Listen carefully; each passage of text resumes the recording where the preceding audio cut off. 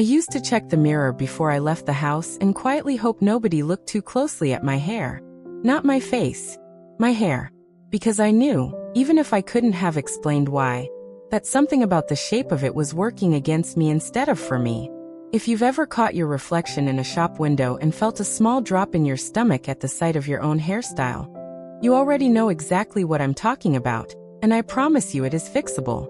In this video I'm walking you through the hairstyles that are quietly adding years to your appearance, and exactly what to ask for instead so you walk out of the salon looking like yourself, just sharper, lighter, more alive. I researched the worst style and beauty mistakes and the best fixes for women over 50 so you get real results, fast. If you haven't already, hit subscribe, because I cover this every single week. Part 1. The blunt bob that's boxing you in. Here's something most stylists won't say out loud in the chair. A blunt, one-length bob is one of the single most aging cuts a woman over 50 can wear, and it has nothing to do with the length. It's the weight. When every strand ends at exactly the same line, the cut creates a heavy, static shape that sits like a helmet around the face, and a helmet-shaped anything reads as rigid, dated, immovable. You've probably felt this without naming it. You style it in the morning, it looks fine for exactly 9 minutes, and then it just sort of sits there for the rest of the day, flat at the crown, stiff along the jaw, refusing to move when you turn your head. I want you to picture the last time you saw a photo of yourself from an angle you didn't choose. If your instinct was to wince slightly at how heavy your hair looked around your jaw, that's the blunt cut weight doing exactly what it does. It's not your face. It's the shape. So here's the fix, and this is the one thing in this entire video I'd want you to remember if you forget everything else.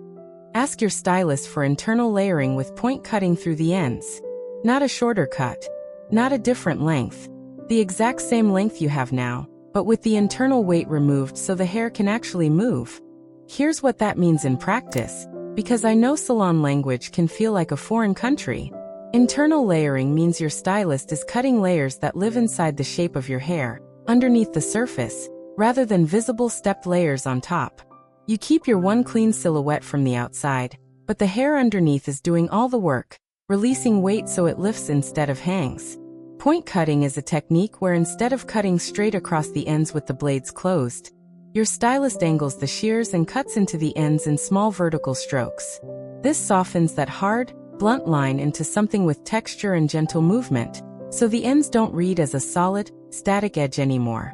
The result the moment this happens in the chair is almost startling. Watch your stylist run a hand through the sides once the point cutting is done, and you'll see it lift and settle back into place instead of falling flat. That's the difference between hair that looks like a shape and hair that looks alive. There's a second layer to this, literally, that most women skip because they're afraid of losing length. Ask for the layers to start no higher than your cheekbone. Layers that start too high, up near the ear or temple, create a triangular silhouette that widens at the jaw. Layers that start at the cheekbone or below create a much softer, rounder shape that flatters a mature jawline instead of exposing it. This one adjustment alone changes the entire read of the cut. I think about a woman I know who wore the exact same blunt bob for almost 15 years, because it was easy. She didn't change it out of loyalty to a style that had genuinely stopped working for her. She changed it because it was one less decision to make in the morning. When she finally sat down and asked for internal layering, she told me the strangest part wasn't how different it looked. It was how much lighter it felt, physically on her head, and how that lightness somehow translated into her whole face looking less tired. Here's your before and after, named exactly so you can say it in the chair. Before, a heavy one-length blunt bob with a hard static edge at the jaw. After, the same length, softened with internal point cut layering starting at the cheekbone, moving and lifting with every turn of your head. But the blunt bob isn't the only cut quietly working against you. There's a length that most women assume is the safe choice after 50, the one everyone defaults to without questioning it. And it might be doing more damage to how you're perceived than the bob ever did. Part 2. The safe long layers sabotaging you. Here's the surprising part, the part nobody tells you when you're sitting in the chair asking for just some layers to keep it easy. Generic long layers, the kind cut the same all the way around with no real plan behind them, are one of the most common ways women over 50 accidentally age themselves while thinking they're doing the safe, low-maintenance thing. The problem isn't length itself. Long hair on a mature woman can look extraordinary. The problem is thinning hair combined with weight sitting in the wrong place. As hair naturally loses density with age, generic all-over layers leave too much bulk sitting low, around the shoulders and below, while the top of the head, the part everyone actually looks at first, stays flat and thin-looking. The eye reads that combination instantly, even if it can't name it. Thin on top, heavy at the bottom, and the whole thing reads tired rather than elegant. Have you ever pulled your hair back into a low ponytail and thought it looked fuller and better than it does down? That's not your imagination. That's your hair telling you exactly where the weight problem is. The fix has a name, and it's specific enough that you can walk in and say it word for word. Ask for a long layered shag with root lift layering concentrated at the crown and face framing pieces cut shorter around the front. Let's break down what each part of that actually does. Root lift layering at the crown means your stylist is removing weight specifically at the very top of your head, close to the scalp, so the hair that grows from the crown has nothing heavy sitting on top of it, holding it flat. Instead of gravity pulling everything down into one dense mass, the crown hair can actually stand up slightly and create the illusion of thickness, even if your hair has genuinely thinned. This is the single biggest lever for making longer hair look youthful rather than tired, because volume at the crown is what the eye associates with vitality. Then there's the shag structure itself, which is really just heavy layering distributed all the way through the length, not just at the crown, so the ends look feathered and textured rather than one thick, blunt curtain. And finally, the face framing pieces, cut to fall somewhere between the chin and the collarbone depending on your face shape, pull attention up and toward your eyes instead of down toward your neck. Here's the snapback moment, the thing that actually changes once this is done. Women tell me, over and over, that the compliment shifts. Before the fix, people say, "Your hair is so long," as though length were the only notable thing about it. After the fix, people say, "You look so put together," or "Something's different about you," because the shape itself is doing the work instead of the length alone. I remember a woman writing to me describing the moment her stylist finished the crown layers and handed her the mirror. She said she almost didn't recognize the shape of her own head, in a good way, because she'd forgotten what volume at the crown even looked like on her. She'd spent years assuming that was just what her hair did now. It wasn't her hair. It was the cut. There's a second half to this fix worth naming specifically. Ask your stylist to keep the ends point cut, not blunt cut, all the way through the shag layers, echoing the same texture technique from earlier, so nothing at any length reads as a hard, heavy line. Every layer should feather into the next one rather than stopping abruptly. Before and after, named exactly. Before, generic all-over long layers with flat, thin-looking volume at the crown and heavy weight sitting low. After, a shag structure with concentrated root lift at the crown, feathered ends throughout, and face framing pieces pulling the eye upward. Now there's a shorter style that's crept back into popularity over the last few years, and on the surface it looks modern. But there's one specific version of it that's actually doing the opposite of what you think it's doing. Part 3. The pixie mistake nobody warns you about. I need to tell you something that might sting a little at first. Not every pixie cut is the youthful, chic statement it's marketed as. There's a very specific version of the pixie that's become almost a default suggestion for women over 60, and it's quietly one of the harshest cuts you can choose. Not because short hair ages you, but because of exactly how this particular version is cut. The version I'm talking about is the tight, uniform pixie, cropped short and even all over with almost no length variation between the crown, the sides, and the nape. It looks clean in a photograph. In real life, on a moving, living face, it can read as severe, almost masculine in its rigidity, and it removes every bit of softness around the jaw and cheekbone that a mature face actually benefits from. Here's the recognition moment, and I want you to sit with this honestly. Have you ever gone for a short pixie expecting to feel lighter and more confident, and instead felt like you were looking at a stranger? Someone harder edged than you actually are? That's not short hair being wrong for you. That's this specific cut being wrong for your face. The fix, said exactly the way you'd say it to your stylist. Ask for a textured pixie with longer, disconnected layers on top and soft, feathered sides, rather than a uniform crop. Here's what that actually changes. Disconnected layers on top means the hair at the crown is left noticeably longer than the sides and back, rather than blending into one even length. This creates height and movement right where you want the eye to land, at the top of the head, rather than a flat, capped shape. Feathered sides means the hair around the ears and temples is textured with the same point cutting technique from earlier, so it softens gradually into the face instead of stopping in a hard line at the cheekbone. And disconnected specifically tells your stylist not to blend the top length smoothly into the sides, but to leave a visible, deliberate contrast between the two, which is what gives a pixie its modern editorial edge instead of its severe, uniform one. The snapback result here is one of the fastest transformations in this whole video, because it happens almost entirely in the length left on top.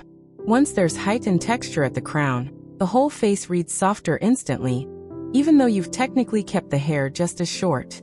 Women describe this specific fix as the difference between a pixie that says practical and a pixie that says chic. And the gap between those two words is really just about 4 or 5 centimeters of length left in exactly the right place. There's a detail worth naming here too, because it matters more on a pixie than on any other length. Ask your stylist to leave slightly longer pieces directly in front of the ears, sometimes called point pieces, so there's a soft line drawing the eye down toward the jaw rather than a hard, exposed edge right at the ear. On a longer cut, this detail barely registers. On a pixie, where there's so little hair to work with, it does an enormous amount of quiet work softening the whole silhouette. I think of the shift almost like the difference between a closed fist and an open hand. Same basic shape, same amount of material, but one reads as guarded and the other reads as warm. That's what disconnected layering does to a pixie that was previously uniform and severe. Before and after, exactly named. Before, a tight, uniform pixie cropped evenly all over with no length variation and a hard, exposed line at the ears. After, a textured pixie with disconnected, longer layers left at the crown, feathered sides, and soft point pieces framing the jaw. I promised you the fixes that actually change how you're read at a glance, and there's one more, and it might be the one hiding in plain sight on your own head right now. Part 4. The fringe nobody told you to update. Here's something I didn't expect to learn myself. A fringe, or bangs, cut the way most women had them cut in their 30s and 40s, a straight, blunt line sitting heavy across the forehead, is one of the single most dating details you can carry into your 60s and 70s, even if every other part of your hairstyle has been updated. The reason is almost mechanical.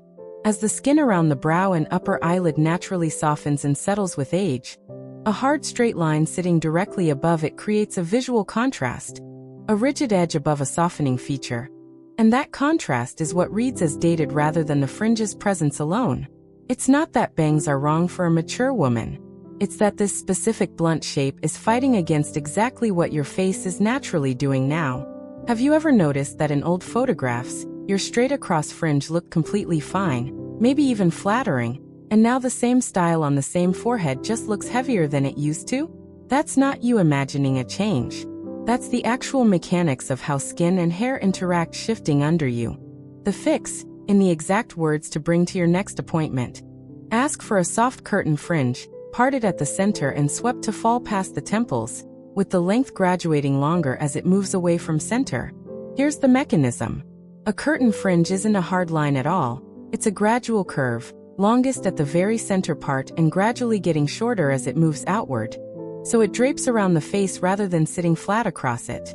Because it's parted and swept rather than blunt, it echoes the natural softening happening in the brow and eye area instead of contrasting against it.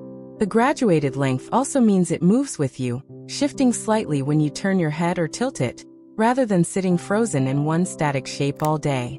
The snapback here is subtle, but it's the one I hear about most often in messages. Women say people start commenting on their eyes. Not their hair, their eyes. Because a curtain fringe, done properly, frames the eye area instead of covering the forehead, and suddenly the feature everyone's actually looking at, your eyes, has a soft frame drawing attention to it instead of a flat wall of hair sitting above it, disconnected from everything else on your face. There's one more specific request worth making while you're in the chair. Ask for the fringe to be dry cut, meaning cut while your hair is fully dry rather than wet. Hair shrinks slightly as it dries, and a fringe cut would often ends up shorter and blunter than intended once it's fully dry, which defeats the entire soft, graduated effect you're asking for. Dry cutting lets your stylist see and shape the exact curve you'll actually be wearing every single day. A friend of mine held on to her straight-across fringe for almost 2 decades because she genuinely believed changing it would mean losing the one part of her look she felt sure about. When she finally asked for a curtain fringe instead, she said the strangest realization wasn't that it looked better. It was that it looked effortless, like it required nothing of her. When the blunt version had actually needed constant retrimming to keep its hard line looking sharp instead of grown out and awkward. Before and after, named precisely. Before, a straight blunt fringe cut in a hard line directly across the forehead. After, a soft, center-parted curtain fringe with graduated length swept past the temples, framing rather than covering the eyes. Look at what you actually walked away with today. The exact words for softening a blunt bob, for fixing thin-looking crown volume in long layers, for turning a severe pixie into a textured one, and for updating a fringe that's been quietly dating you for years. That's not luck. That's specific, sayable language you can bring into any salon chair starting with your very next appointment, and that kind of specificity is what actually gets you the result instead of a vague, "I want something fresher," that leaves you exactly where you started. Which one of these 4 hit closest to home for you? Tell me in the comments which cut you're currently wearing, the blunt bob, the flat long layers, the uniform pixie, or the blunt fringe, because I read every single one and it helps me know exactly what to cover next. Next time, I'm breaking down the color mistakes that are working against every one of these cuts, so the two actually work together instead of against each other. Like this video, subscribe to Timeless Wisdom Path, and I'll see you in the next one.